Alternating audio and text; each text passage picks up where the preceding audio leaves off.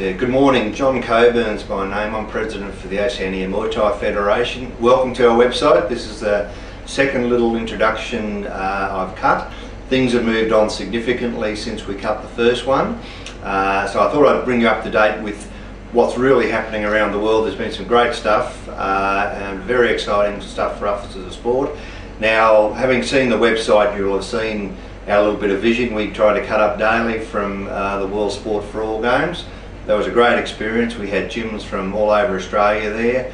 I especially make mention of Vincy Parks bringing some Indigenous boys up there. It was great part of our experience. In fact, they dressed up in the traditional costumes for the opening of the games.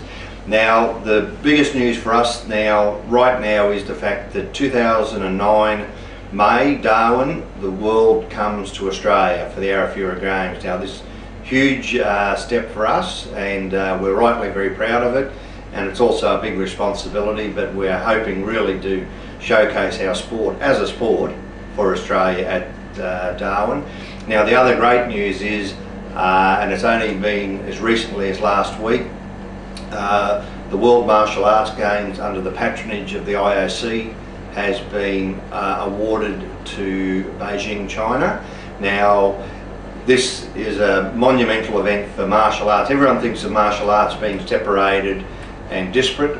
Well, the fact is now the 13 martial arts which are part of the GAIS, the General Association of International Sports Federations, are coming together for their own major event. Now, this will be the equivalent of the Olympic Games for martial arts, and that will include the sports that are already part of the martial arts Olympic calendar, being judo, taekwondo and wrestling. So it's a great thing for the rest of us to then vie and potentially use it as a showcase of our sport with a view to entering the Olympic calendar itself.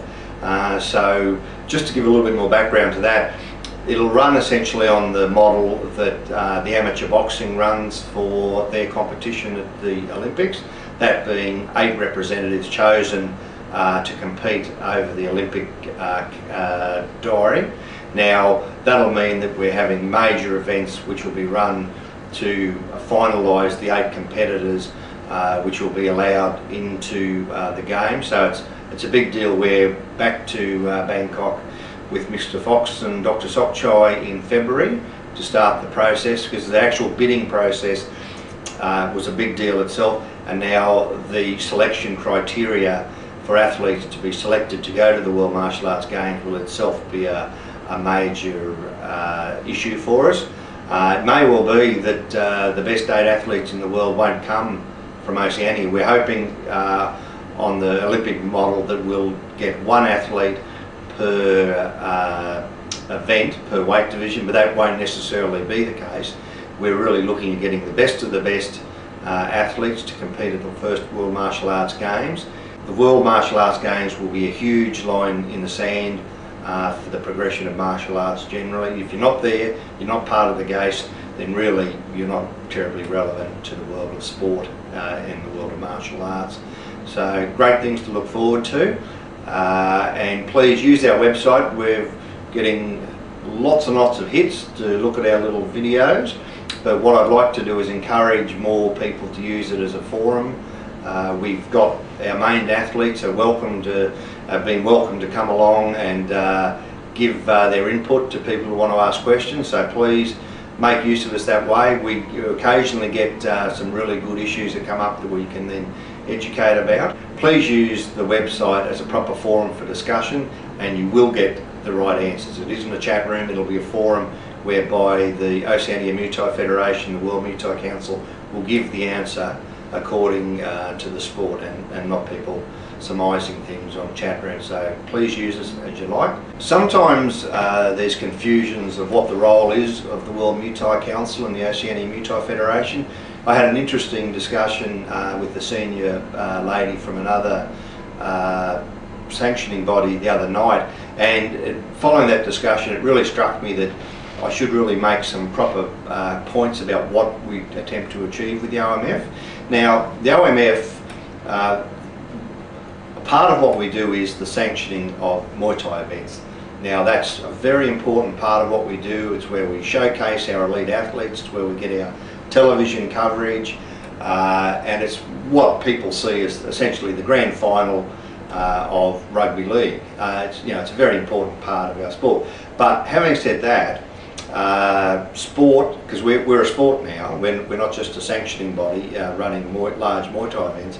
A sport means we will operate at the grassroots. Now that means juniors, that means involvement of families, it means organising amateur competitions, it involves proper education for our coaches and athletes, and then also having a role for officials, where we educate officials and they become an essential part of the sport. When one goes to, say for example, the Olympic Games, FINA, which is the body which looks after swimming, it's the FINA officials, they aren't Olympic officials, they're actually FINA officials which run the swimming event. And that will be our role as the IFMA internationally, and our role as the OMF, the Oceania Muay Thai Federation, nationally.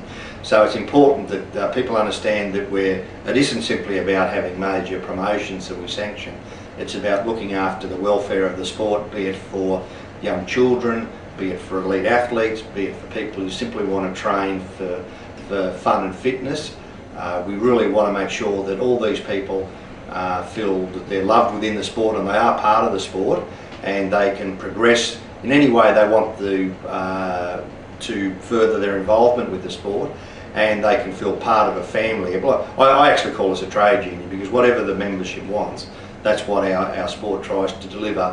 What I really want to do is make sure that we deliver in the broader way of, if people want to have junior competitions, they want to have training camps, somewhat similar to the Zenduk Kai model, where there was opportunities for training camps and people to have fun as part of the sport. That's really where we need to take it.